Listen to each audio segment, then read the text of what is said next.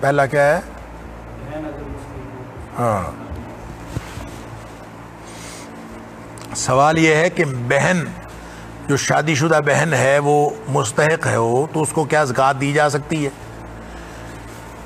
اور کیا اس کو بتانا ضروری ہے کہ یہ زکوٰۃ ہے؟ دیکھیں، جو مستحق ہے رشتہ دار، اور جتنا زیادہ قریبی رشتہ دار ہے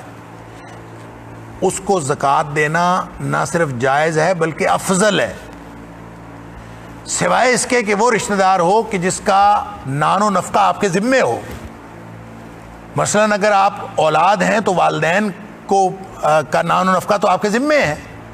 اسی طرح والدین ہیں تو اولاد جو غیر شادی شدہ اولاد ہے اس کا اخراجات تو ان کے ذمے ہیں، لہٰذا وہ ان کو نہیں دے سکتے، جو ان کی کفالت میں ہوتے ہیں، جو کفالت کے ذمہ دار ہوتے ہیں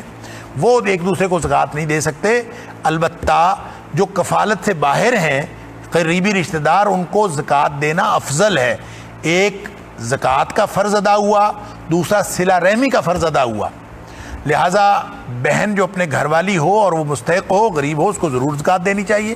اور یہ بڑا افضل ہے، اس میں اللہ تعالیٰ دوہرا اجر عطا فرماتا ہے۔ اور رہ گئی یہ بات کہ اس کو بتانا کہ یہ زکوٰۃ ہے، قطعاً ضروری نہیں ہے۔ یہ بعض لوگوں نے یہ کہا ہے کہ بتا کے دینی چاہیے کہ زکوٰۃ ہے، ایسا کچھ کوئی ضروری نہیں ہے، آپ بغیر بتائے بھی دے دیں گے تو انشاءاللہ زکوٰۃ ادا ہو جائے گی۔ اور ایسے قریبی رشتہ داروں کو دینا کہ جن کی کفالت کے آپ ذمہ دار نہیں ہیں اور وہ تنگ دست ہیں، تو ان کو دینا تو زیادہ افضل ہے، باقی فقراء و مساکین سے کی نسبت زیادہ افضل ہے، ان کو دینا چاہیے۔